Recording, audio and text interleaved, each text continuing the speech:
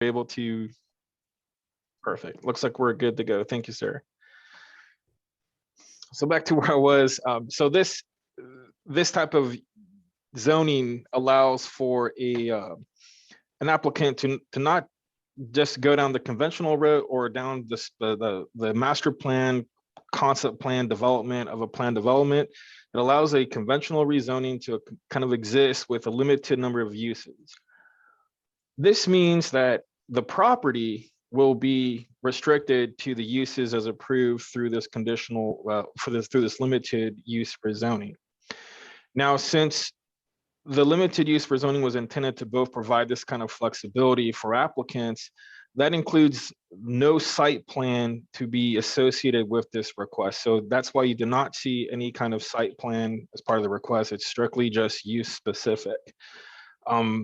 So on that note, though, I want to make sure to communicate that when the site gets developed or is up for a development, that is when the city's technical review committee will take an opportunity to make sure that the project is meeting any applicable requirements of the city, and that would include anything in the Unified Development Ordinance.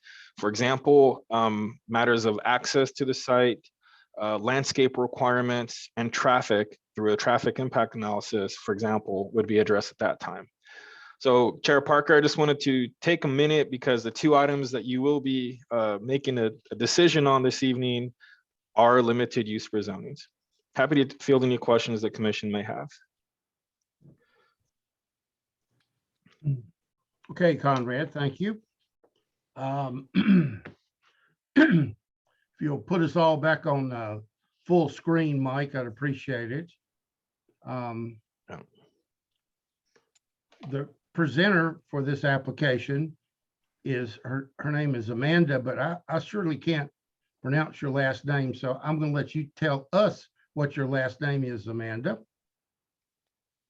Sir. Good evening, Chair Parker and members of the board. My name is Amanda Hdr. My offices are at Hdr, yes, sir. 804 Green Valley Road in Greensboro, and that's 27408. And I'm here tonight representing the property owner and applicant, Keystone Group, Inc. Keystone is a triad-based development and builder for residential communities. Actually, you hopefully already know them there in Burlington. They've got the community Brassfield Meadows, which is going to be a part of our discussion as we get going tonight. And I believe I have with me on the webinar, I hope, Mr. Scott Wallace, who's my client and one of the founders and principals of Keystone Homes. And I don't know if we can promote him, but if so, I think he'd like to just say a couple quick words to say hello and introduce himself. Maybe while we'll get him on, Amanda. 1 second. Okay, thank you. So while he's doing that, I'll go ahead and dive in here. This application, as Conrad has mentioned, is for a limited use district, which, as he explained, is sort of that that split compromise position of not just a pure conventionally general zoning where the permitted uses are wide open as provided in your permitted use table, but also it's not a fully site planned master plan project like you might see with a planned development request. So what this does is it provides us the opportunity to curtail our request and narrowly tailor it to just be the use that we're asking for, and it allows you guys to make a much more limited decision as to the appropriateness of that use in this context. So we're very pleased with the addition of this option to your ordinance, and we were happy to utilize it to come before you tonight. In fact, as I'll get into, we were really grappling with this request and going another route when Ms. Lawson, Jamie Lawson, informed us of the adoption of the limited use district, and it really was a great opportunity for us to provide a much better tailored request for what we want to do. So what we would like to do, thank you, Conrad. This is the subject property you see here. It's on Old Glencoe Road, just north of a community that is called Brassfield Meadows, which is also developed and built out by my client, Keystone Homes. The subject property tonight is just under 49 acres, 48.39 acres. and it includes the 3 parcels that you see there. Keystone has owned these parcels since 2004. So they purchased this property always with the intent to expand and provide more high quality housing for people who want to live and reside in Burlington. And they've held on to it until the time was right, until it would serve a need. And I think, as we all know, that time is certainly here. The housing crisis is everywhere and affecting all of us, whether you know it from your own experience or from a family member or just from watching the news. We certainly need housing right now, and we need housing that that most of us can afford and want to live in. You know, not submarket housing and not exclusive, hard to purchase housing. We need the type of housing that the majority of us can live in and afford to be in and keep it nice and have a quality of life that we all want and appreciate in home ownership. So that's what this represents for Keystone. As I've mentioned, they did develop Brassfield Meadows to the south. As you can kind of see on this aerial, Brassfield Meadows, as it currently exists, kind of has 2 phases to it. The first phase on the east side there, excuse me, the west side, was developed first. And actually it was started by a different developer. For whatever reason, they did not or could not finish it. And Keystone Homes came in and bought the remainder and finished out that subdivision. And then crossed the creek and did the east side that you see there, which in this aerial is not all the way built out. When Keystone did that, they did so with a conditional rezoning or conditional residential rezoning, which was the appropriate mechanism at that time to create that nice balance of development standards and uses, and appropriately kind of tailor and craft the request to match what it is that they wanted to do, and to make sure that the use was harmonious and balanced with the community. And they built a very nice subdivision. I hope you'll agree, it's been a success there in Burlington. It's going well. People seem to enjoy it, and it's been the type of community that Keystone is known for across the Triad. And as we've said, now's the time that look, we need to do it. We need to do some more. More people want that opportunity. So that's what this request represents. What has changed, that intent remains the same and that plan remains the same, but what has changed is your ordinance. Of course, in 2019, your city passed its new Unified Development Ordinance, and there was a transformation of your zoning districts. The specific R districts, R9, R12, R15, etc., those went away in favor of some broader sort of categorical density districts. Now you've got LDR, low density residential, MDR for medium, and HDR for high density. And conditional residential went away, at least in regards to single family as a use. So when we came in and thought we were going to file this, we thought we were going to do another conditional residential request to say that this was going to have all the same limitations and parameters and development standards that the Brassfield Meadows you see here has. However, that option was not in the ordinance anymore. So that's when we began working with staff and trying to figure out, okay, how do we go about crafting that exact same type of community with the same development pattern and the same, the same standards and qualitative controls that made this community a success under your new ordinance. And as we kind of struggled and grappled with that, the limited use district came along, and staff did a great job of letting us know about that and explaining it to us. And we felt like that was probably the best way to pursue this, but in the absence of a conditional residential district that allowed for single family. So what we have before you tonight is a request for high density residential limited to just a handful of uses. The main one being single family detached homes, which is the reason for this subdivision. You will see in your packet there are a few other allowed uses that remain. Our submittal, okay, our submittal lists all the prohibited uses. So I was looking for what remains. What remains is a community garden, and that's because if the HOA wanted to come together and have a community garden as one of the amenities in the neighborhood, we wanted that to be allowed. A park, public or private, same kind of thing.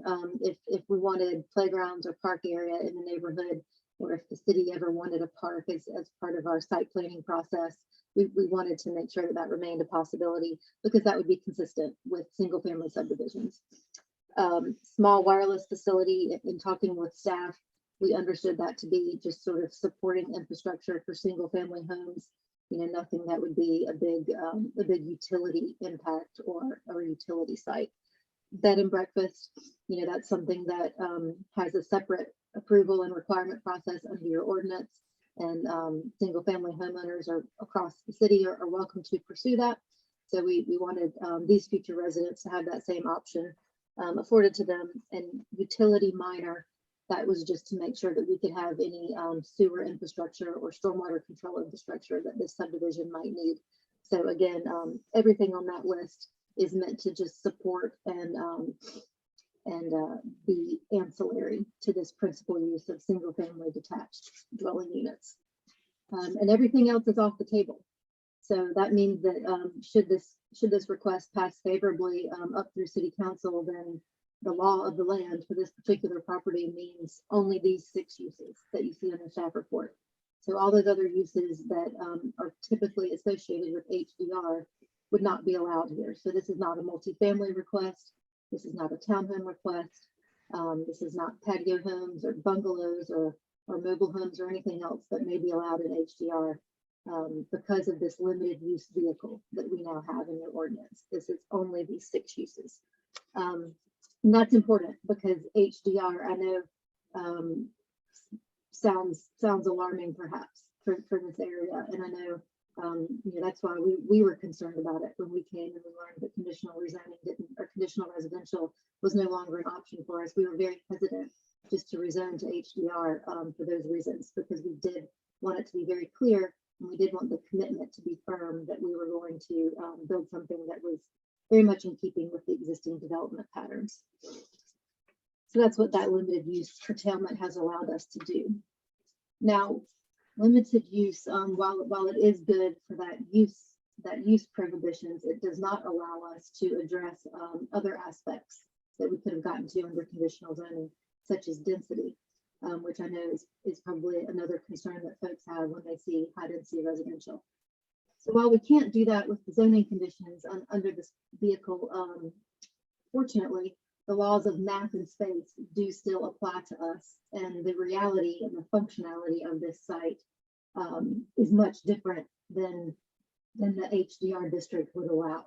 So your HDR density allowed for single family homes, which is of course the only one we're pursuing, is 7 units per acre. However, we've done several feasibility studies and layout sketches on this site. And by the time you put a road network in that meets the requirements of your ordinance and functions well, by the time you save the stream corridors, by the time you have meaningful open space that can be appreciable to the residents and also meet the requirements of your ordinance, by the time you have stormwater detention ponds, amenities and that sort of thing, we're looking at no more than 150 units. That's just all we're ever going to be able to put here. And that's, you know, that there's not going to be any more land, but there's not any more area that we could add to this and increase that.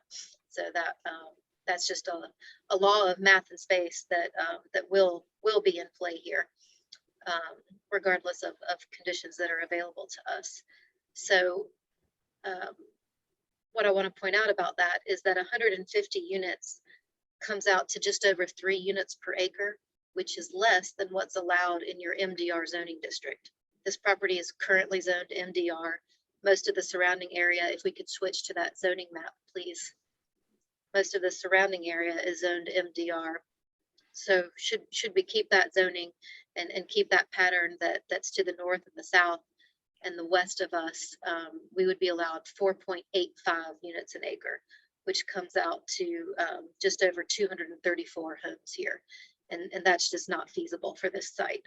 So by going the limited use route, taking it down to single family, and then just the facts of the geography, of the size, of the other requirements of your ordinance that we're going to have to meet, development standards for lot sizes, for minimum lot widths, for open space, all that stuff, all that works together to again restrict and make this request even more compatible and harmonious with the area. So we are pleased that the way that worked out is in keeping with even less than your MDR density would allow. I will tell you the main reason that we did need to go ahead and pursue the HDR instead of just sticking with the MDR was really the minimum lot width. Again, we're trying to emulate and have a continuation of the existing Brassfield Meadows. We want to call this Brassfield Meadows North. So it will be a standalone community. You can see there's no way to connect over that Duke Energy easement that runs between, that runs between the properties. So they won't physically connect, but in spirit and in sense of placemaking and community identity, we do want it to feel like if you've always, enjoyed the neighborhood of Brassfield Meadows, this will be another opportunity to make that your neighborhood. So that's what we wanted to emulate, that development pattern. And one of the features of that is that minimum lot width that is less than the 75 feet required in your MDR district. And that was really, really the trigger that tipped us into needing a rezoning.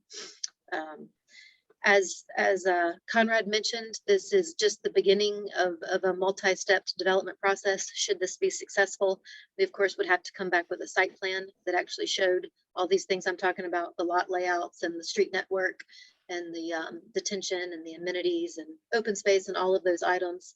And that would have to go through your rigorous TRC process to make sure that it complied with all the requirements of your ordinance. We would have to also meet all the state requirements and permitting approval processes. So we would have to go to NCDOT for driveway permits to be able to access Old Glencoe Road and meet whatever requirements and development standards that they felt were necessary in order to be able to issue those permits. We have to comply with the state's environmental regulations in terms of streams and wetlands delineations and preservation. Stormwater runoff, all of that will have to be reviewed by your local jurisdiction and state jurisdictions to get those development permits. So this tonight is just about asking for permission to pursue this land use, and then we would have to bring forth a site plan that is approvable to do so. This does meet your land use plan classification. Your land use plan here calls for suburban residential and some agricultural rural residential. But again, as we've discussed, this is highly compatible and in fact designed and tailored to be compatible and an extension of your residential development in this area. So we're squarely within that suburban residential designation under your land use plan. So we're pleased to fit in with that. And it makes use of your infrastructure investment that you have in this area. This is your suburban tier. If you think of the concentric circles that make all the nodes of the city, this is your suburban tier. So you do expect to see this more medium density development pattern, but you also want to see a density that makes good use of your expenditures for infrastructure, which you have here for water and sewer. So this development would continue to support that investment and to allow you all to offer as much viable housing opportunity to your residents and future residents, as I know is important. With that, I will wrap up my comments and save time for any questions from the board. Happy to answer that. And I'm not sure if Mr. Wallace was able to get promoted, but if so, I'm sure he'd like to say a few words. Go ahead, Mr. Wallace. Yes, Amanda, it's always easy to follow Amanda because she normally says everything that we'd like to convey. And just like to say thank you guys for hearing us. As you guys, or a lot of you know, we are a local triad-based home builder here in Greensboro. My partners in Guilford County, out in Gibsonville, and we have invested in Burlington for some time and look forward to doing good quality communities there in Burlington going forward. And we would love to have your support tonight, and I'm available to answer any questions that you may have. And as Amanda said, we invested in this property some time ago with a full anticipation of continuing to build really high quality workforce and above workforce housing for the moderate and for the middle income part of the city. So I'll quit rambling, and I'm available to answer any questions that you may have.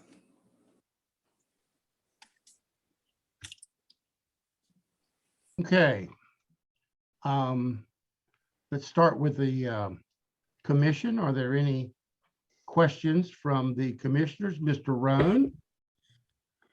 I've just got informational question. What kind of price range are the homes going to be?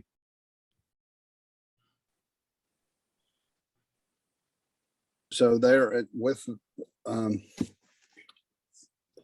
currently our homes in the community there have been going up like everywhere else in the country.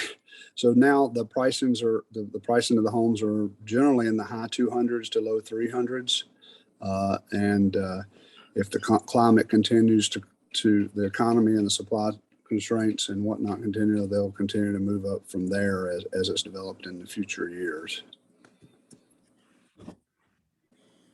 Can you also tell us how the prices compare to the houses that are already there?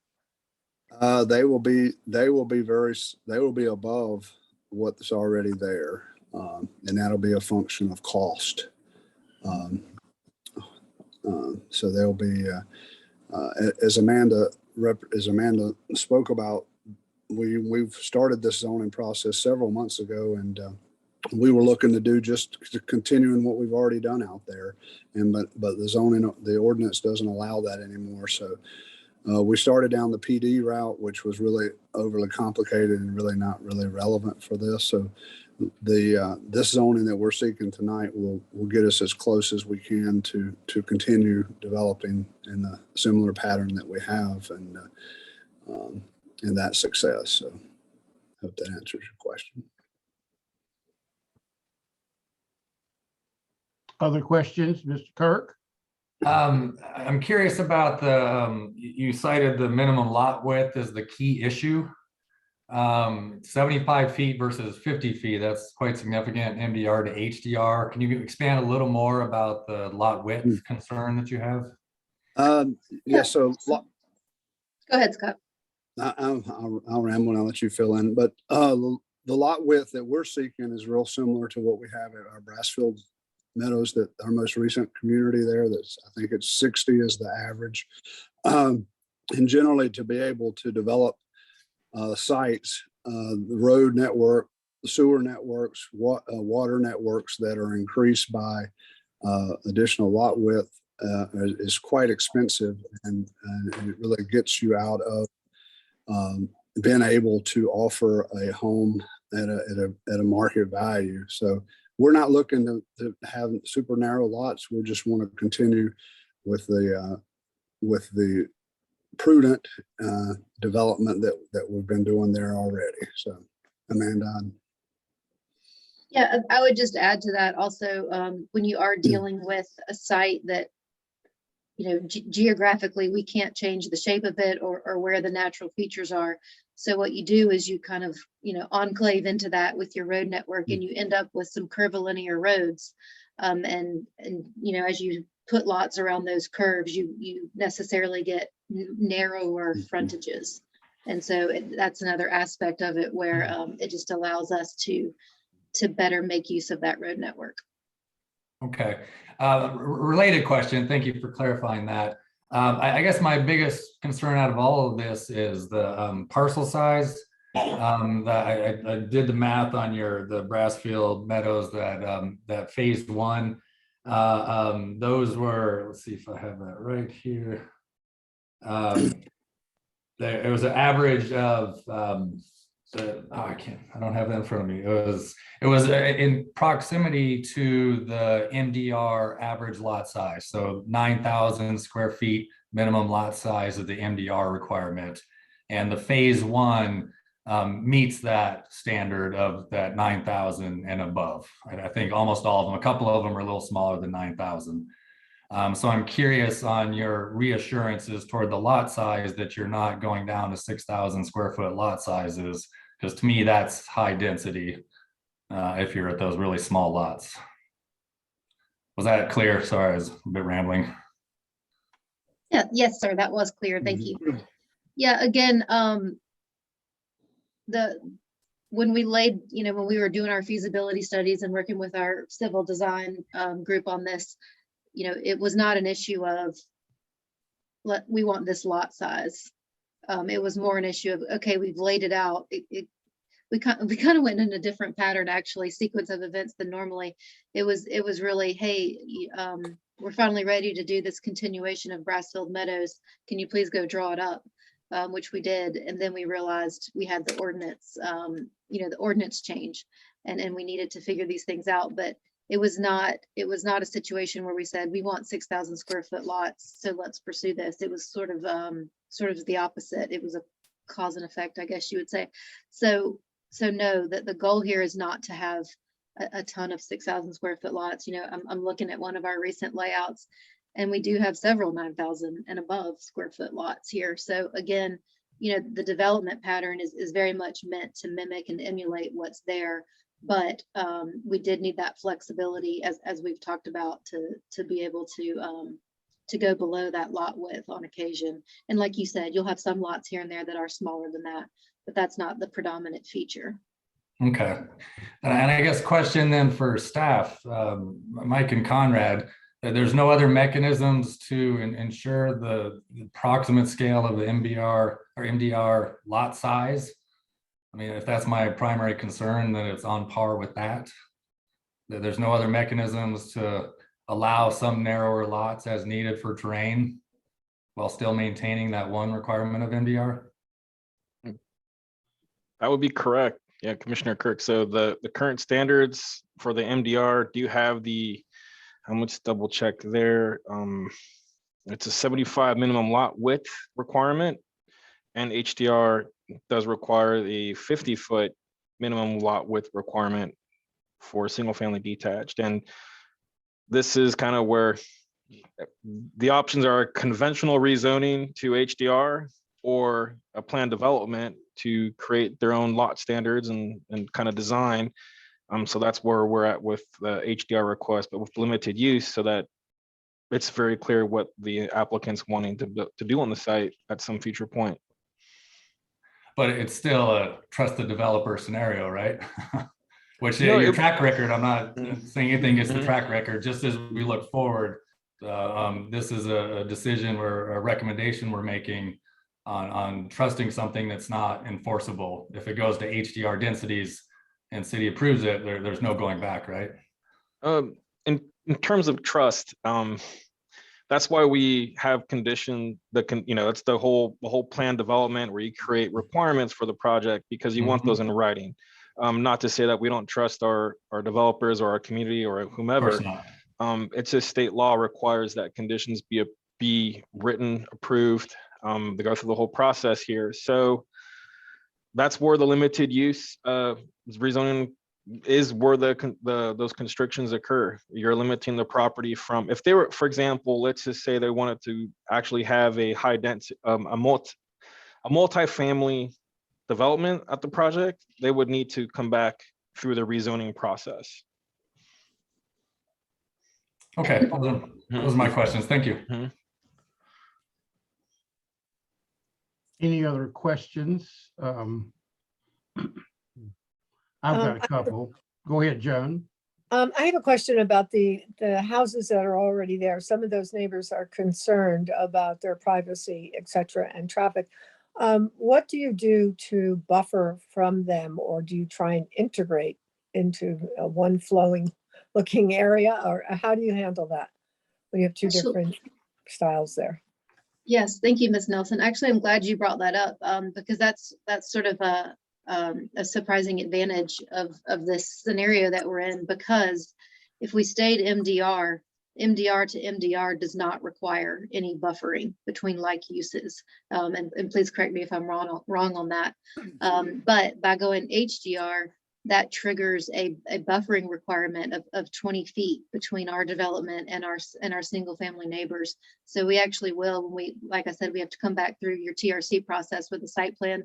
So one of the things they'll be looking for and will be required to provide is that perimeter buffer that does give that separation between us and our existing neighbors. Is it space or is it, do landscape a buffer? My understanding is that it's the 20-foot space, and I believe it does have a landscaping ratio requirement that goes with that, but I'll defer to staff on the specifics. I'm thinking this is a perimeter buffer we're discussing. This would be a landscape buffer. The table shows an MDR zone property to another MDO property would be a type A buffer, which is a 10-foot width buffer. A HDR to an MDR would be a type B buffer, which would be a 20-foot wide landscape buffer. So I apologize, I misspoke about no buffering required, but our buffer that is required is both wider and a type B is more intensely planted. Is that correct? The density, in a nutshell, yeah, you'd have more plant material within that buffer. For example, a type A buffer, let's see, 4 understory trees per every 100. And understory trees are 4 per 25. Oh, I'm sorry, 4. It's still a 4 per linear foot. Let's see. We can get into these specifics, but ultimately you end up with more dense vegetation. By virtue of having the HDR district. Let's see. Okay, thank you. Thank you.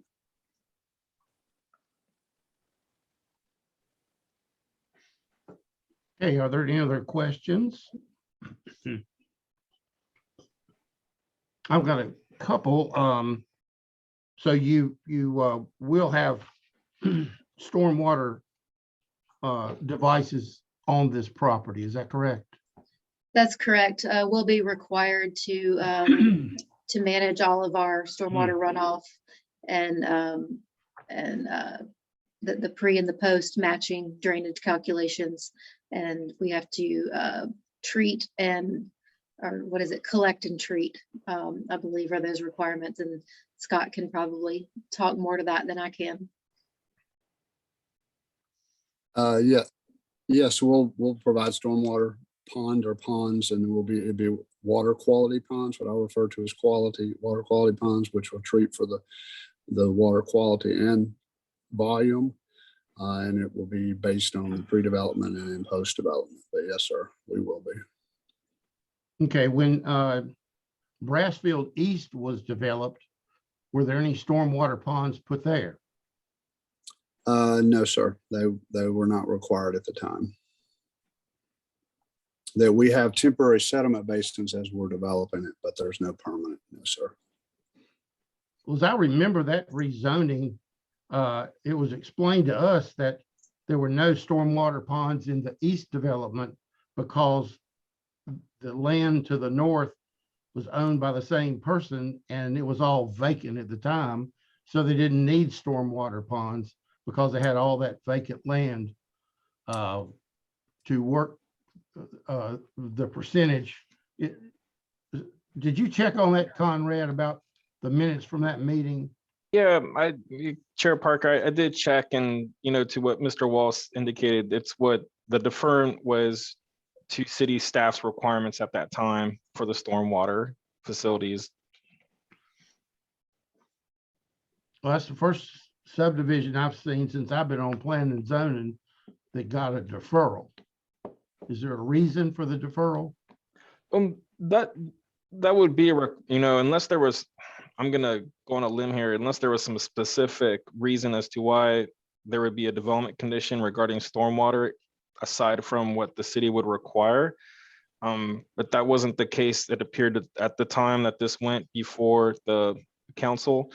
And it's what we would rely on for this case as well, for any stormwater facilities, like our other requirements, engineering requirements and planning requirements would be addressed and required at the time of a TRC, at a technical review committee review. Mr. Black, do you remember that meeting? I'm trying to go back in my memory. I do recall there was questions, but I cannot recall the answer. Okay, well, I was hoping the minutes would reveal. Recall the of having one that didn't have. Oh, well, I'm sorry, I can't remember. Okay. Was anybody else on the commission at that time? Okay, Commissioner Parker, I do have the minutes here from that meeting. If you'd like me to share, I'd be more than happy to share on the screen. no, I'm, okay, I think I'll just stop there. My last question though, for Amanda is setbacks. What are your sideline setbacks on these homes? Well, under, let's see, under HDR, we'd be required to have a minimum side setback of 10 feet, which is the same as the MDR I see here. Our minimum rear setback would be 25 feet, which is also the same as MDR. And our, let's see, minimum street setback, which is the front. In HDR, it's 25 feet, and in MDR, it's 30 feet. So there is a 5-foot difference there in the front. Okay. And But so all the houses will maintain that 10-foot sideline, the setback for 10 feet. that's sir. what we would be required to do, you know, and similar to if we wanted to change it, having to rezone, if we wanted something different, we'd have to come ask for a variance or something like that. So that's not, you know, not what we're contemplating right now, certainly. Okay, We would hope to be able so to. it'll meet be the drawn up standards. with 10-foot sidelines on all the homes. Yes, sir. Yes, sir. Okay, that's good. Thank you, Scott. Mhm. All right, that's all the questions that I had. So is there any final questions from the commission? All right, Conrad, I'll ask you, were there any calls concerning this matter?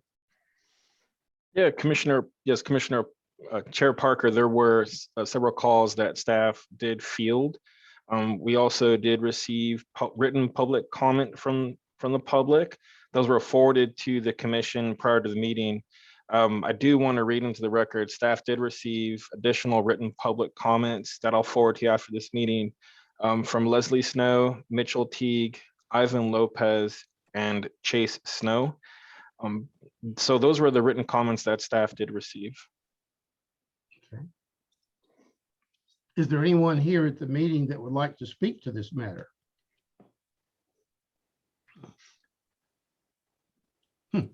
Okay, Jen Garrison, you can unmute yourself. And if you would, please give your name, address, and then you can tell us what you like. Can you hear me? Yes. Okay. My name is Jen Garrison. I live at 570 West Old Glencoe Road. When you look at that rezoning map, we're in a little acre square that is going to be completely surrounded by that rezoned district. So we're very concerned about how this is going to affect our quality. We've been here for about 3 years now, and we're completely surrounded by forest right now. So we're all the way on the west side there, that little, yep, right there. So that's our acre right there.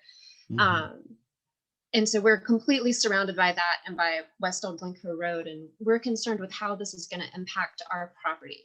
At the moment, we're completely surrounded by forest, which we know we don't own, but it's really a nice buffer. And it helps keep a lot of the noise down, because we still get noise from the Brassfield subdivision, even though it's got all those woods behind us. It's going to be much louder. It's going to be more traffic. There are going to be more people. I imagine there will be more foot traffic, and I wonder where the access points are going to be. If there's any idea, are the driveways going to be right along our property lines? Like how tight in is this going to get to us? Because this is going to kind of isolate us. Scott, can you answer her questions? Yes. I guess I'll first start off with, from our preliminary work that we've done. Fortunately, there will not be a road network a road that comes beside your property.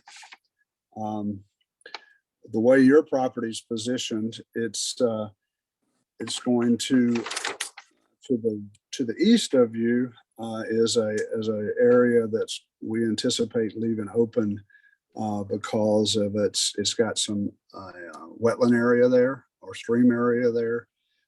And if you'll notice, we don't have any road frontage to the east of you along for, it looks like it's over 500, 600 feet. We don't have any road frontage on Old Glencoe. Conrad, I don't know if we could pull the map up. That would be really helpful. So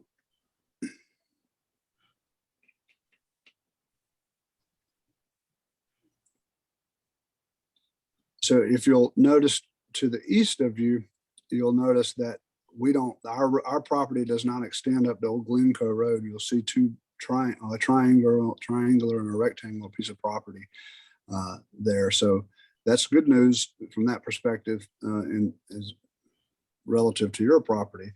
So in that property to the east of you, like I said, has a stream that comes up into it. And because of that, it's going to be primarily, it's going to be undeveloped to a certain degree. And then to the sliver of property to the west of you is too narrow for a roadway also.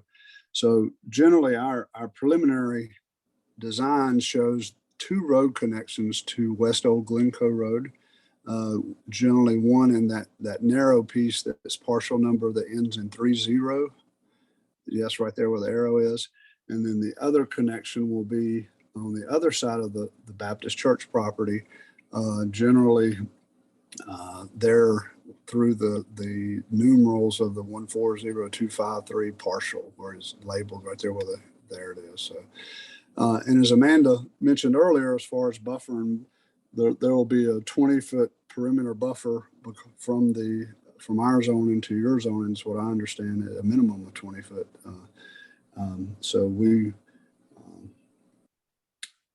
So I rambled a little bit. So there won't be any road connections adjacent to your property, and property generally to the east of you will not be developed in a meaningful manner. And you may have a few homes that back up to the rear of your property is our best indications. So I hope I answered your questions. I do have another question, a follow-up to that. I know there's been some discussion about having a planted buffer, but I don't understand what that means. So could you explain it better? Yeah, so that, and I'll let Conrad jump in as well, but that's an ordinance requirement. So that is that is a requirement that is written, and it'll be planted with trees and I think shrubs to provide a natural buffer that we would be planting in our expense. And if there's areas there where that we need a little extra buffer, we can do a little extra buffer. But yeah, it's planted with trees and shrubs. Well, my question, I guess, with that is planted with trees and shrubs is fine, but is it going to be with the idea of like a privacy screen, or is it just like azaleas? It's generally a buffer, an opaque buffer, or a semi-opaque buffer. The idea is to cut down on the visual. Will it be a line? I don't think that's the intent of it, but it will be a buffer where it will hinder the visual sites between the properties. Okay, thank you. Mm-hmm. This is the type B intermittent buffer example that is in the Unified Development Ordinance, just for reference. Thank you, Conrad. Mm-hmm. And the other thing I would add to that is that with this being an HOA community, those landscape buffer areas will be maintained by the HOA. So you'll have a very clear and present, responsive party to go to if something dies or a tree falls over or it's not it's not being well maintained or something like that. So, so you'll always have somebody there on the other end to maintain that buffer and answer that call. Thank you. Does that answer your questions, Ms. Garrison? Yes, thank you. Okay. So Amanda, you just mentioned HOA. I think that's the first time we've heard that term, HOA. Is that, are other Brassfield neighborhoods HOAs? I believe so. Is that right, Scott? Yes, Yeah. absolutely. Homeowners Association, absolutely. Okay. When we have common elements and amenities, we at the time of platting, we deed those to the HOA, and then when there's enough home ownership, the HOA elects their own board, and that, there's dues, and I'm sure you're all familiar with that schematic, but yes, that's how these neighborhoods continue to keep their qualitative levels up, years into the future. But there won't be any amenities, Scott, like swimming pools or clubhouses or things like that, or is that on your plans? No, sir, there's not. We'll have natural amenities and natural trails, but no, sir. Okay, No, sir. thank you. Good. Any other questions from anyone here? Looking in, raise your hand if you'd like to speak. Okay, Zoom user, you must give us your name and your address. Go ahead.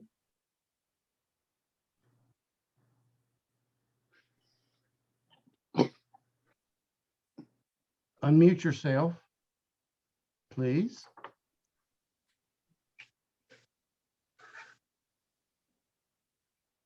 You're still muted, Zoom user. We're working with the Is there something technical there. wrong?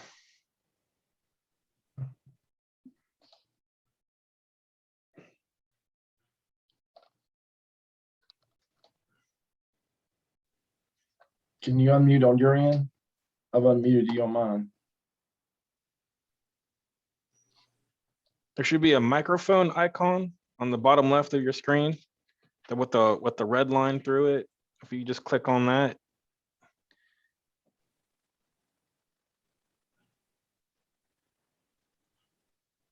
Still under unmute. Mike, can you make me host? Let's see if that can work. Bear with us 1 second, as that might change the you just click on my name there, Mike. Okay, thank you. I think we are still recording, which is fantastic. Okay, Zoom user, I'm gonna ask you to unmute. There should be an icon that comes up on your screen.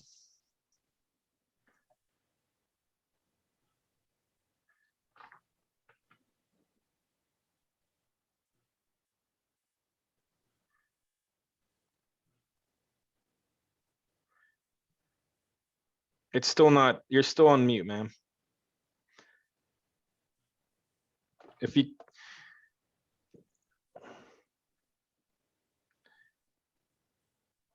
I'm clicking the ask to unmute and you're still on mute. So you need to accept my invite or to click on the microphone icon, or you can call the phone number. I'm going to, Chair Parker, I'm going to send her the phone and she can dial in on the phone also, if there are any other speakers that would like to address the commission as well. Right. Are there any other members here present that would like to make a comment or speak to this matter? Yes, Daniel, unmute yourself and give us your name and address. Hello, can you hear me? Yes. All right. My name is Daniel Huff, 570 West Old Glencoe Road. The vast majority of my questions have been answered. I did hear you say you had a tentative map drawn up, Scott. Is that correct? Yes. Is there any way that we can get a copy of it to see it, or can you tell us when the map will be available for us to look at?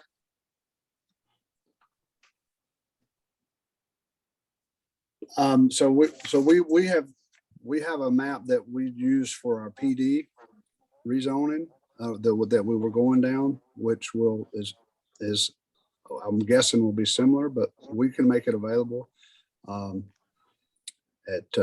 we can make it available.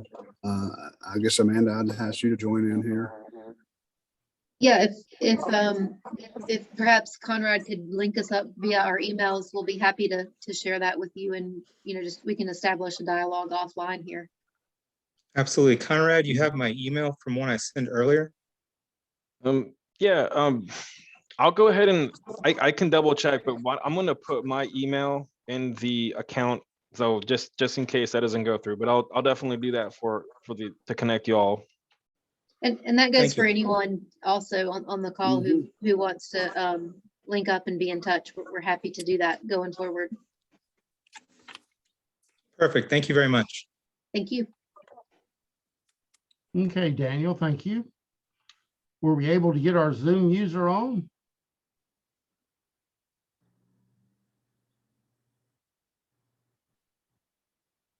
It may be her computer, Conrad. Does she use the phone? Is she on a phone or a cell phone or a computer? I can see her video. Okay. I'm using Ask to mute. Ma'am, if you want to give me a call, if you can hear me, can you hear me okay? Yeah, call my cell phone right now. It's 336-214-4515. And this is a matter of public record, so if you want to text me or give me a call, go for it. I'm getting a phone call. Let's see. Hello, ma'am. You're on speakerphone. Can you hear us? Can you hear me okay? Yes. Can you all hear her okay? I'll put her. I'm gonna have. If you. Let's see. I'm getting.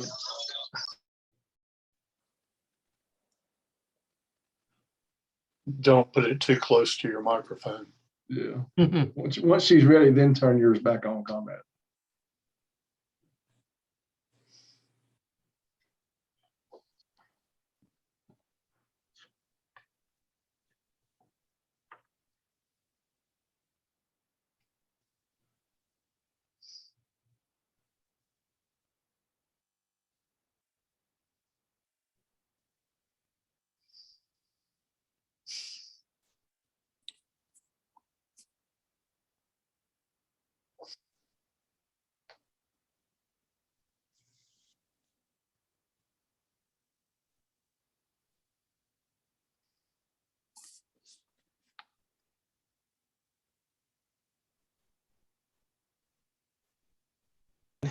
Can you all hear? Can you all hear okay? I heard nothing.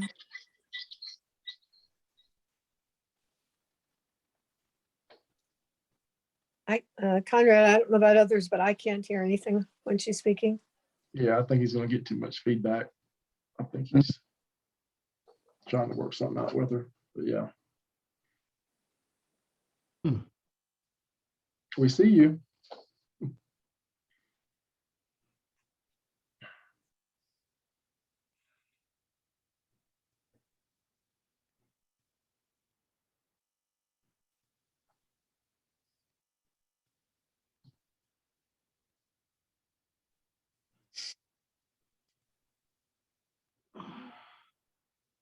Testing.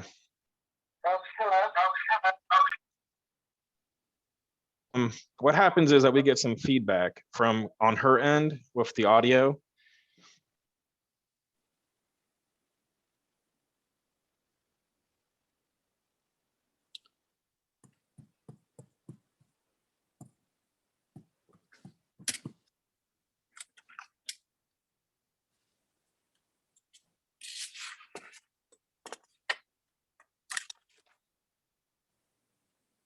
Okay, ma'am, are you still there? I'm still here. Okay, can everyone hear her okay? You go ahead and speak. Yes, go ahead. Okay, can they hear me though? Yes. Yes. Okay, my name is Tasha Burnett, and we are residents at 410 West Old Glencoe Road.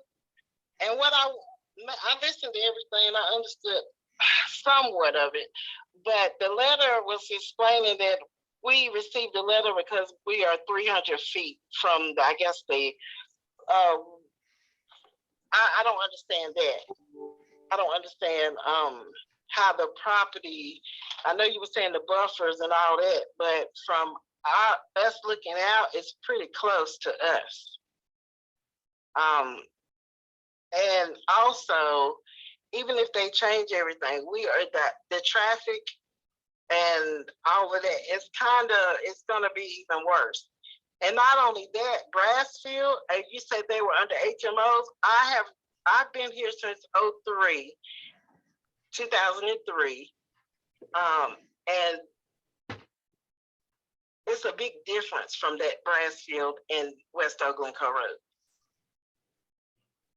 So I understand what they're trying to do. And if I'm not mistaken, I thought about 15 years ago, they went through the same process of trying to go ahead and, rezoning. But we've been hearing all the noise and everything, so they're pretty much at our back door now.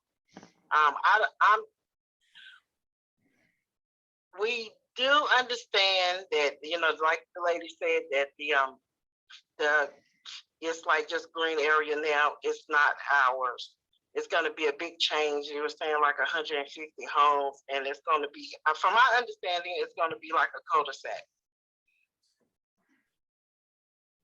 And I really don't understand everything you guys are talking about. My husband is still at work. He will understand it more. But three things he did tell me to ask about since we pay an extra bill for the trash pickup. Now this rezoning, we're gonna be, is it going through the city? Is the trash pickup gonna go through the city? We pay double in the water billing. That's another issue. And then I know West Glencoe Road will always be zoned AO, Western Middle, and Western High. And that's gonna be another issue now, because now we can barely get out with all the new communities coming in. And one other thing I would like to say, if Brassfield has a HMO, I don't understand why the upkeep, if they have an HMO, we're not, but the upkeep is my main concern if that's the case. Okay, I'll answer the first question, ma'am. You got that 300-foot radius notice, because that's one of our procedures. That's the way we notice folks. That's why you got that letter, because you're within 300 feet from the subject property. Or 400. It's current, Mr. Vice Chair Black. It's still currently 300. I know. Mm-hmm. Okay, so the way they're putting it in is going to be one way in and one way out of that community on the right side of the church or the left side of the church. I'm just trying to get a better understanding where the entrance and the exit is going. Okay. Is that all your comment, ma'am? Because then what you can do is you can join back on the webinar, and we can show you that, give you the answers again. Yes, that's pretty much the comment. That's our main concern. Our main concern is the upkeep. If they are,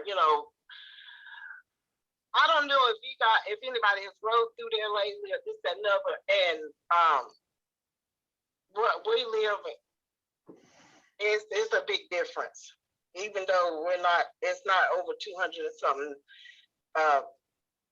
thousand that he was saying. The difference is if they've been building on that, I don't know how long, and if you let me, how long that Brassfield has been there, because they've been there before 2003 or after.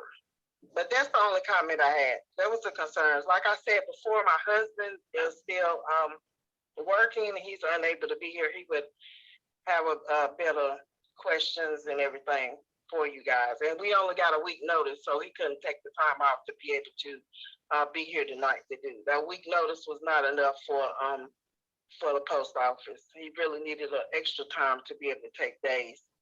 But that's all. That's it. And I'll go back on there. Okay, great. Thank you, ma'am. And give her a moment to hop on as there's anyone else. Maybe they can speak now while she joins us on the meeting. I think everyone who wanted to speak has spoken. And I think we need to hurry this along and get our vote behind us and get to the next issue.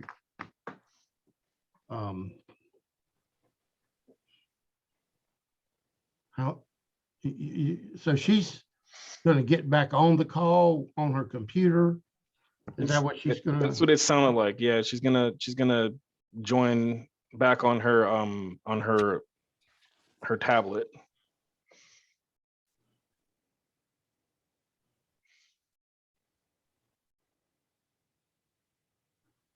Would your map make any difference at this point for us to continue to or to move to a motion? There is a question and a comment from Leslie Snow, it looks like, in the chat to address. Oh, there's someone in a chat.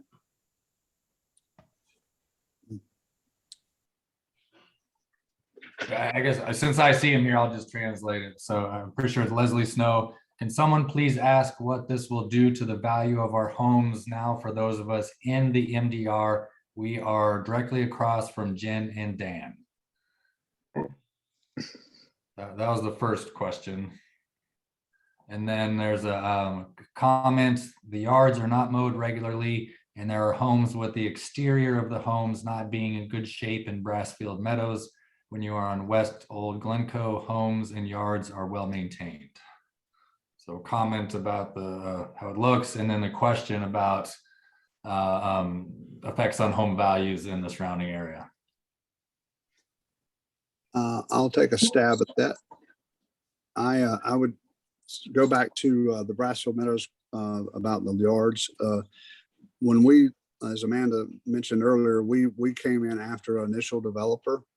The initial developer developed the first phase of Brassfield Meadows, which was the one that's closest, this furthest north. And within that Brassfield Meadows section, I think there is an HOA. However, it is a separate HOA than the community, the property that we developed, which is to the south, which you'll see Brassfield Drive come in off of Lakeside. When we came in, we're a big proponent of HOAs because we feel that they provide enduring value and they help to keep the communities maintained and give an enforceability, because the HOA can enforce it against violators, not so much, instead of having individual people try to enforce it. So when we came in there along Brassfield Drive, as well as the phase that we're currently building in, we set up the HOA, and we're a lot more stringent on our HOA, and to make sure that things are kept tidy. Is it perfect? No, but we try. The whole intent is to try to keep it a sustainable and enduring community. And when we did that, we recognized that in the old section that, and not just there, but other communities, if you don't have a good HOA, you get some bad actors, if you will, that don't maintain their yards or don't have collections, unsightable collections in their front yards or whatnot. So we don't like that either, and our homeowners don't like it. So that's why we formed a new HOA for what we developed. In addition to providing the enforcement, the HOA provides lawn maintenance on the front yards of the homes, because generally lawn maintenance is the most difficult thing to manage to make a community look good. But if you can keep their lawn looking good, then that's keeps it sustainable and enduring. So I would gather that the comment was more to the old legacy Brassfield that we didn't develop. So I'm hopeful that. And then as far as home values, as Amanda shared earlier, we're looking to continue to do what we're doing high quality housing for middle income and workforce housing families, and that's what we continue to do. And we see that values will continue to go up. So that's our that's our view of it. Hope that's helpful. Scott, since you're there, can you answer the one question from the person labeled Zoom user about traffic?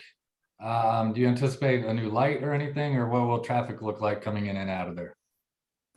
So we, with 100+ homes, there will be additional traffic. Old Glencoe Road is, in our view, not overly traveled now. It may be in the peak hours, but there's a lot of capacity on Old Glencoe, and then there's multiple roads to get back to the city of Burlington, whether it's Lakeside or 62. So although traffic will be a little more than there, but the roads, the DOT roads that are out there are designed to maintain the traffic. So and luckily there won't be any traffic coming through this Brassfield Meadows North community into the existing Brassfield or any other subdivisions. They'll be right out on Old Glencoe Road and then onto those main collector roads. So we anticipate once we go through TRC, which it's a pretty stringent process.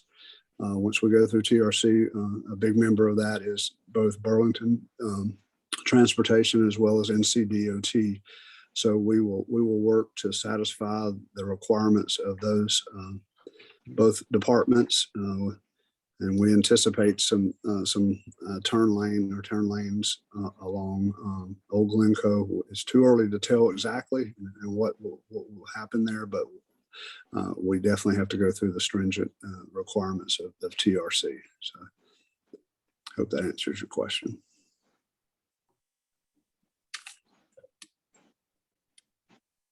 Conrad, since we have Zoom user back, did you want to show the map now? Or show what you wanted to show? See.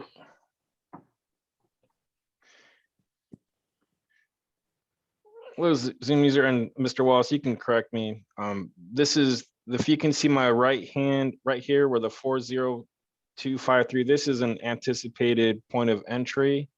Yes, sir. As well as this one right here at the 140030 site. Yes, sir. And Zoom user, ma'am, you're more than welcome to give me a call tomorrow, and more than happy to forward any questions that you have for Mr. Wallace and Ms. Hordoon.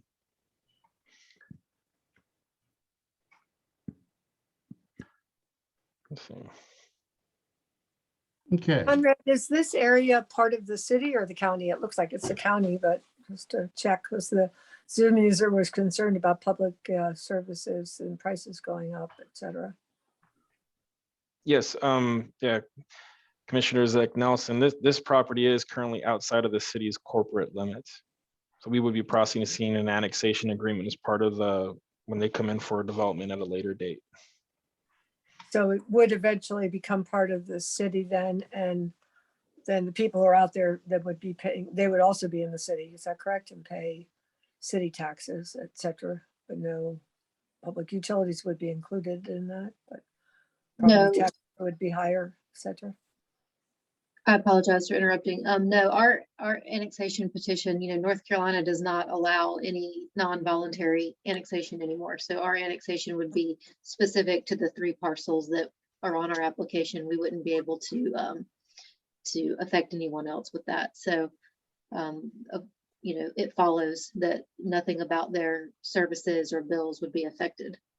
Okay, By thank you. our I forgot about that. Yeah. Thank you. Okay, are there any other comments? Yes, Jen, go ahead. This is, excuse me, this is based on the comment that Scott just made about the road, the traffic, and West Old Glencoe being able to handle the traffic. And he mentioned that he anticipated turn lanes. So my follow-up to that is, do you mean widening the road? Because right now it's a 2-lane. And if the road is widened, that is going to significantly impact the people along the road.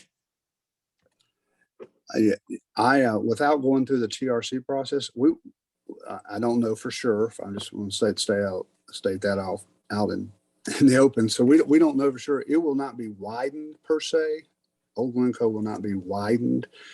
We anticipate possibly putting a turn lane that would be like a left turn or a right turn to turn into our two entrances, or one or two of our entrances. But we do not anticipate any widening of Old Glencoe otherwise. And if I could clarify that, I think what you might be getting at, oftentimes there's, and we would expect in this case, there's more right of way, meaning established corridor for the road than you see in pavement from edge to edge of asphalt. So while you may see, a certain width of the road, there's additional right of way on either side of that for future improvement like this. So we would expect that we would, if we do have to do any improvements as we go through the DOT process, that we would fit those into the existing right of way. And that's why he's saying you're not going to see a widening of the road per se. So you might see additional asphalt, but it won't widen. In other words, we're not planning on having to come and buy property from you and your neighbors. Okay. All right, thank you. Thank you.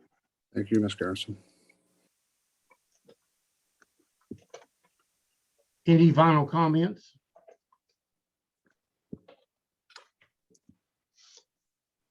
Chair Parker, I'm not seeing any more raised hands in the chat feature. All right. Then I'll ask you and Mike, what is your recommendation from staff? Staff finds that the request is compatible with the future land use map of the city's comprehensive plan and is recommending approval with option 1. Okay. Any questions from the commission concerning that? Before I take the motion, tell me who on the commission can vote, Conrad? Let's see. So all members present would be able to vote on this matter. Okay. All right. Is there a motion from the commission? Yes. Option 1, I make a motion to recommend approval of the request. Rezone properties zone medium density residential MDR to be high density residential limited use HDR-LU. The properties are located in the east section of the intersection of Lakeside Avenue and West Old Glencoe Road on the south side of West Old Glencoe Road, addressed as 0W Old Glencoe Road and consisting of Alamance County tax identification numbers 140023, 140253, and 140030. The motion is based upon the consistency of the proposed rezoning with the comprehensive plan, in that the future land use map in section 4 land use of the comprehensive plan calls for this area to be suburban residential and rural residential agricultural uses. The request is compatible with the adjacent residential uses. The action is reasonable and in the public interest, in that the comprehensive plan calls for suburban residential and rural residential / agriculture uses in the area. The request is compatible with the existing zoning and land uses in the area. Do I have a second? I'll second that. Richard. Okay, who was the second? Chairman Parker, I'll second that. Okay, thank you, Ethan. All right, so we have a motion to approve. All in favor, raise your hand and say aye. Chair Parker, may I do a roll call just to make Yes. sure we get everyone? Okay, Thank you. go ahead. If you're a commissioner, please unmute and turn your camera on. All those to follow the direction from Mr. Parker, I'll do the roll call now. Richard Parker, Chair. Vice Chair John Black. Member Ryan Kirk. Against, nay. Member James Kirkpatrick. Yes, aye. Member Lee Roan. Yes, aye. Member Joan Zek Nelson. Nay. Member Ethan Raynor. Yes, aye. Chair Parker, that is 5 votes in favor and 2 votes against. Motion passes. Motion carries. All right, thank you for all the guest speakers and commenters, neighbors, Zoom users. Appreciate you coming. And if y'all want to leave the meeting, you're welcome to leave. And Scott, we'll see you at City Council. Thank you very Y'all much. very much. Have a great night. Thank you. Thank you. Right. Our next item of business, number 4, rezoning 22001, Mr. Alan Brown, to present a request to rezone properties zoned medium density residential, MDR, to be general business limited use, that's GBLU. This property is located at the terminus of Trail 2, south of the intersection of Linwood Drive and Trail 2, addressed as 0 Moran Street, and consists of Alamance County Tax Identification Number 174251. Mr. Brown, you can make your presentation. Yes, Give us sir. your name and address. My name is Alan Brown and I reside at 115 Eastwood Lake Road, Chapel Hill, North Carolina. Okay, go ahead. Okay, I'm proposing to do a self-storage mini storage at the terminus. As you can see, it's bordered by the interstate. So in general, that wouldn't be a very good place to build homes, I wouldn't believe. I also believe that a nicely done mini storage would be a real asset to that area. There's a high density of people living in apartments and other homes in that neighborhood that would be well served by a well-kept, well-run mini storage. With the land that's there, it's 3.2 acres, which is roughly 140,000 square feet. And I'm proposing to use about 40% of it, which is about 56,000 square feet. And that would be somewhere between 350 and 400 units, depending on the size of the units. And I'm well aware of the setbacks. As it is now, the lot is completely wooded. So the required landscaped buffer is pretty much already in place. However, whatever is needed, I would add to. But as it sits right now, there's quite a buffer. I would have to put in a road. There's really not much else to say. There's a couple other self-storage units in the neighborhood, which is Ray Self-Storage, that's on Church Street. And there's another one, Cardinal Self-Storage. It's surprisingly also on Church Street, but they're miles apart. And this would sit ideally right in between the two of them. It would be we would have a staff there, full-time employees. Also, access would be 6 a.m. to 10 p.m. and closed on Sundays.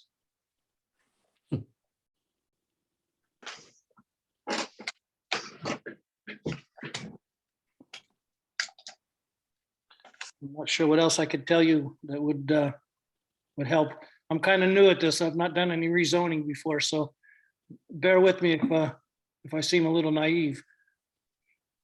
You're in for a treat tonight. I'm sorry? You're in for a treat tonight. Well, thank you. Yeah, we'll ask a few questions and see what happens here. Are there any questions now from the commissioners? Yes, sir. Yes, Mr. Roan. I'm assuming that you're going to extend Trail 2 to provide access. Yes, sir. I had a meeting previous to this one with the city, and we spoke about the need for the type of roads that would need to be put in and access, et cetera, et cetera.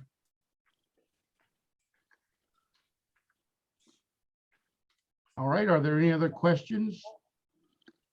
Mr. Kirk? I didn't get a chance to drive by there. What is the property on Trail 2 just to the northwest, the adjoining property? It's Can you, I'm not so sure about north and west, but there's as the Trail 2 goes down to the terminus, off to the Yep. other side is also vacant as well. And to be honest with you, I walked down there because you can't drive in, but it needs to be cleaned up as well. I think that the area is being used by transients and people who probably shouldn't be in the neighborhood. I think me cleaning up the neighborhood would be good. Conrad, can you show that map again? Oh, I'm the sorry. aerial? You know, I thought I was sharing my map this whole time. I apologize. Here you go. Are you So talking there, about the triangle next door? No, not the triangle next door, the rectangle just above your property, that one.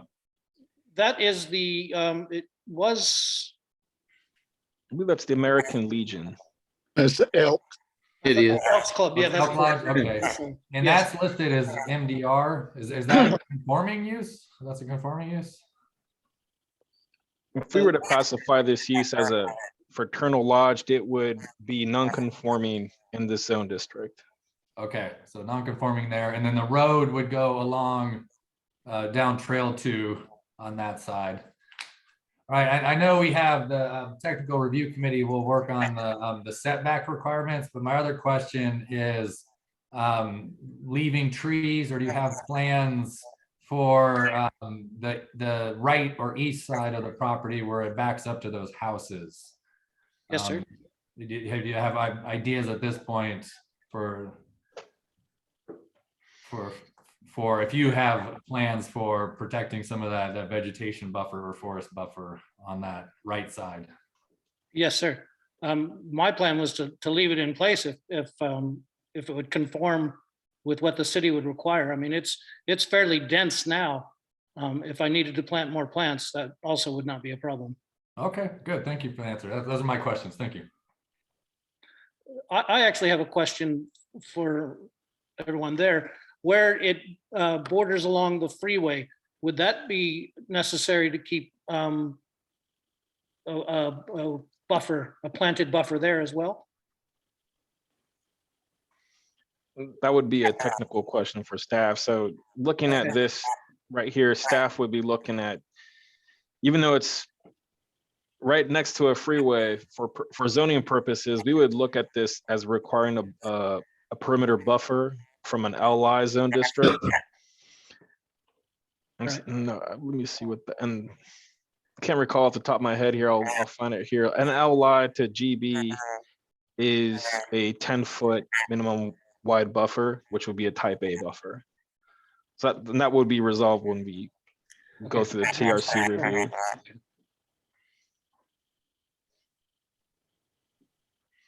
I'll ask Mr. Brown, is this a gate? Is it gated? Yes, sir. but It would the- have a perimeter fence within inside the buffer, and also a gated locked premises. But you're saying even with the gate that the occupants, tenants couldn't get in there on Sunday at all? I wasn't planning on it. The self-storages that are currently operating in Burlington are not open on Sunday either. Okay, Can you Yeah. tell us go ahead, Ms. Nelson. the area where you would like to put the self-storage, is that now a wooded area? Yes, ma'am. So basically you would clear that, I take it, and then these houses on Cornwallis would have the noise of the highway would be all the more, right? And that they would just have a buffer. You'd be cutting back the wooded area to this 10-foot buffer. Is that Well, correct? I thought that the long line wouldn't that be considered the back buffer? That would be a minimum of 25-foot setback. Am I correct?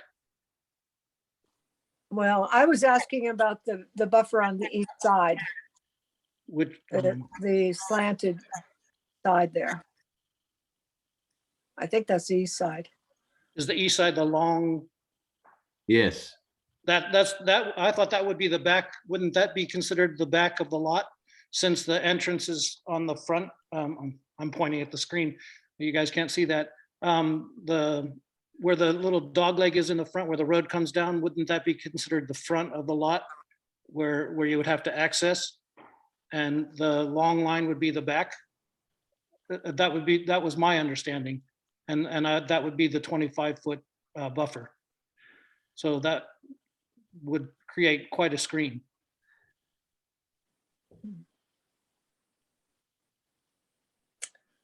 And then the units themselves would block the road noise. That answer your questions, Ms. Nelson? Yes, it does. Thank you. Okay. Are there any other questions from the commission? Yes, but Mr. Brown, are these going to be single story storage buildings, or is this going to be something more along the lines of a B storage where there's multiple stories? No, single level, one level. Okay. Any other questions from the commission?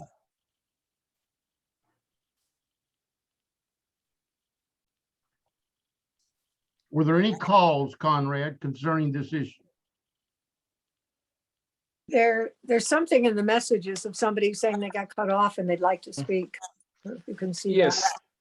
Thanks, Commissioner Zach Nelson. So I got Mr. Dave B, a public comment. And staff did receive phone call from the American Legion, and we explained the request and clarified what the request was going to be, but we received no written comments. We do have one member from the public who has their hand raised, and I'm trying to promote them to a panelist here. Go ahead. Does that answer your question, sir? Well, I just wondered if you got many calls and you answered yes. Now, my next question, is there anyone in the audience that would like to speak? That was my next question. Yeah, I just promoted, we did have David B on, but it looks like he might have just dropped off. Oh, There's David B. oh, perfect. Oh, he just unmuted. Mr. Dave B, or if you can unmute, you can address the commission. Please give us your name and address before you start. Can you hear me? Yes. Okay, Dave Beckley. I'm commander of the American Legion Post 63. And hope you can still hear me. Yes. Okay. Myself and my second in command behind me, Santos, and he's got a couple of questions that he would have addressed, please. Well, obviously. Wait a minute, you have to tell us your name and address before you speak. Chuck Santos, he's the adjutant.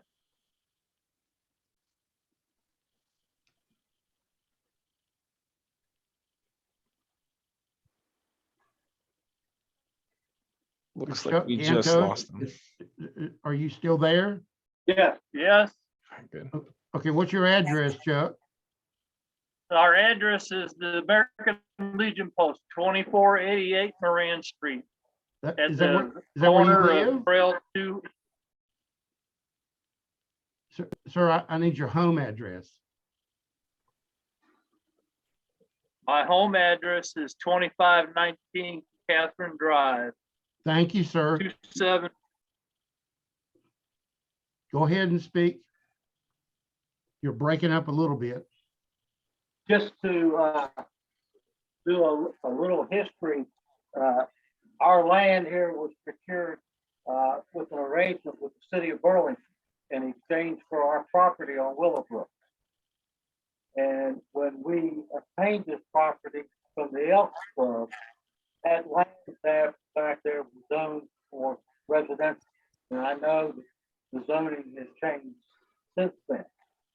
But at no time have we had any indication that this might be for commercial use. And now apparently, there is one lot surrounded by all these homes that wants to be commercial. It's gonna bring traffic in, it's trash in. The roads here now are all full of pedestrians. It just doesn't have a good use of land. And for safety reasons, I'm a little concerned about the traffic coming in and going at, I heard him say 350 to 400 units. That's a lot of traffic. And he's talking about putting up a barrier and putting up a gate. Traffic goes down there and the gate's shut. How do they get out? They got to back up, turn around, come back out. I'd like to see the plan. Have any of y'all seen the plan on what this is going to look like? The commission has not seen the plans. No, sir. You know, I served on city council for 22 years. I don't understand how we can even have a public hearing if we don't have a plan. That's a good point. Conrad, you have any comment concerning that? So this request does not include a plan because it is a limited use for zoning. And so there are no associated plans that staff would require the applicant to submit as part of this review. But that is where the range of limited uses come into play. So we're going to give a contract, a blank check. Is that what I'm hearing? No, I'm sorry, sir, you all broke. the limited uses, everything that we spoke of this evening, limited uses are set up so that there is no cost incurred to do a site plan and construction plans. It's a tool that allows an applicant to commit to one use and one use only. And then the next part that takes place by all city staff, all city departments, is to review every one of these items that's been brought up this evening about access, water runoff, utilities, sanitation. All the questions that those are revolve around are already handled in our Unified Development Ordinance. All these actions tonight is just for the use of the land. It's not for the actual siting of properties, locations of buffers, anything like that. It's really designed to say, is the use, and in this case, one use, as in the other case as well, you know, the single family, limiting those uses only to that. So there's only one thing that can go there. And if it doesn't work out, nothing else can be put there. It has to come back through for rezoning.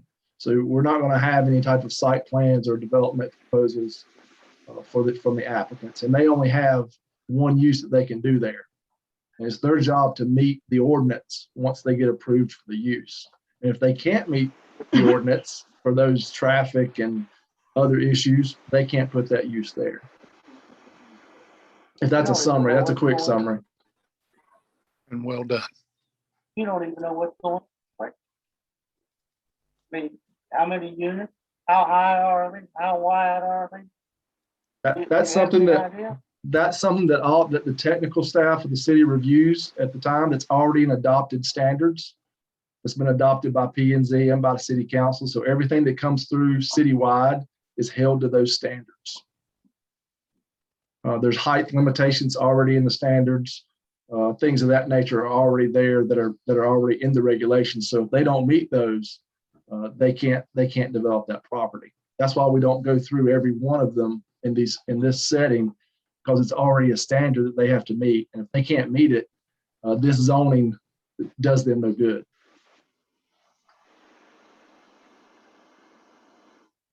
And I think the applicant's aware. I mean, that's what they're aware of. They know they're not getting approval or a blank check to do anything. They've got lots more hoops to jump through. This is just the first step to get the land use, the zoning approved. They've got lots of other regulations to meet before anything's ever, approved for development. And sometimes that's confusing. I understand that, but we're not approving any construction drawings or permits for driveways or anything like that with this land use request. You know, but what we're getting, We're allowing a general business use that only allows mini storage units. That's all you're getting. And all those will meet the city standards that are already adopted. That is, you do know what you're getting. You're getting that use that's going to meet the standards that are already on the books.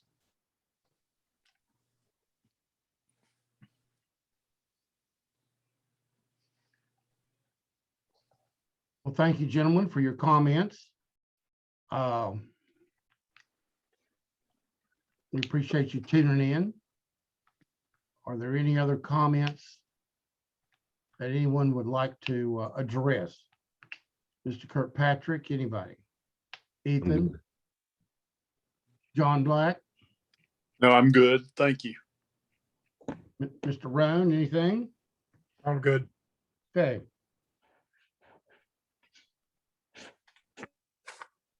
So concerning this matter, is there a motion? I'm sorry, staff recommendation, but what is your recommendation, staff? Chair Parker, staff is recommending option 2, inconsistent, but amenable with the, supporting the request for rezoning via option 2. Okay. Now, based on staff's recommendation, do I have a motion? I'll make a motion. Go ahead, Mr. Roan. Motion option 2 to approve. I make a motion to recommend approval of the request to rezone properties zoned medium density residential MDR to be general business limited use GBLU. The property is located at the terminus of Trail 2, south of the intersection of Linwood Drive and Trail 2, addressed as 0 Moran Street, and consists of Alamance County Tax Identification Number 174251.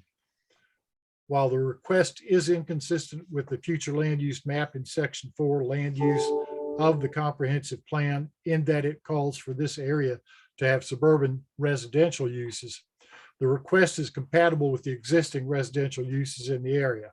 This action is reasonable and in the public interest in that the comprehensive plan encourages a sustainable balance of land uses to encourage a diverse tax base. The request is compatible with the existing zoning and land uses in the area. Second. End of motion. Second. All right, we got a second by Mr. Kirkpatrick. Conrad, would you call for the vote? Richard Parker, Chair. No. Vice Chair John Black. Yes. Member Ryan Kirk. Yes. Member James Kirkpatrick. Yes. Member Lee Roan. Yes. Member Joan Zeck Nelson. No.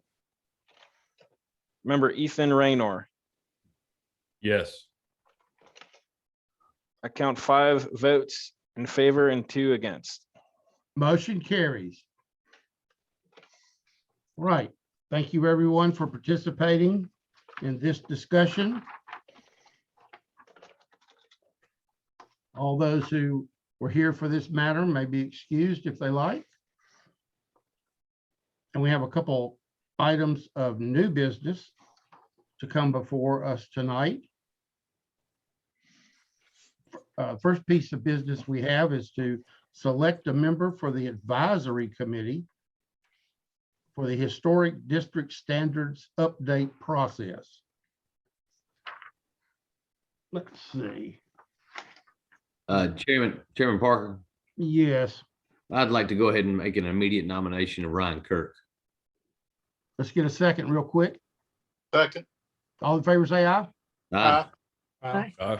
Thank you, Mr. Kirk. Congratulations, buddy.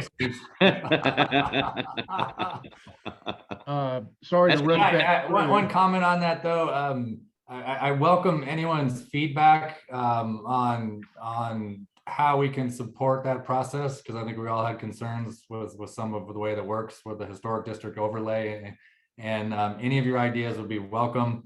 Offline, if not right now, email me, we can call me. I'd love your ideas and feedback before I represent us to that group. I think, Ryan, one of the best things is what, because that organization is kind of unknown to us per se. I mean, we knew they were there, but we didn't. Just if you could give us feedback as to how and what is going on, that I think that's a great way to start. So okay, I'll do that. Thank you for serving. And I lived in that district for 10 years, so I know the process very well. Now I'm an outsider. I've moved out of the district, so I can hopefully be a little more impartial. Perfect. Well, we would call on you at each meeting to give a report. So as soon as that committee gets organized, you keep some good notes and then report back to us so we can understand how it's going over there. Clear and concise. Concise keyword, right? Okay. All right. Yeah. Well, thank you. Thank you for your willingness to serve. I appreciate it. May I Chair ask a Parker. question? Go ahead. Does city council vote on that tomorrow night? Or was it last Tuesday? On the Gantt and Dr. It's postponed, Joan, Postponed. until September or October. Oh, okay, good. I Yeah. couldn't find any news on it and I missed the meeting, so. They're trying to give them a chance to meet so they can kind of have a conversation, Yeah. Okay. Yeah. which is a good idea.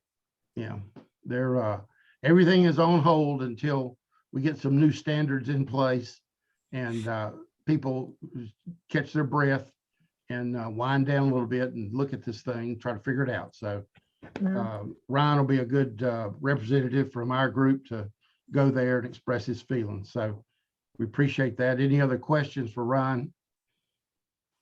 Okay, let's move along. The next is a transition from these Zoom meetings to a live meeting. Chair Parker, if I may interrupt real quick. Yeah. I would like to have an alternate for Mr. Kirk in case in the event that he's unable to attend one of the meetings. If we can have a yes.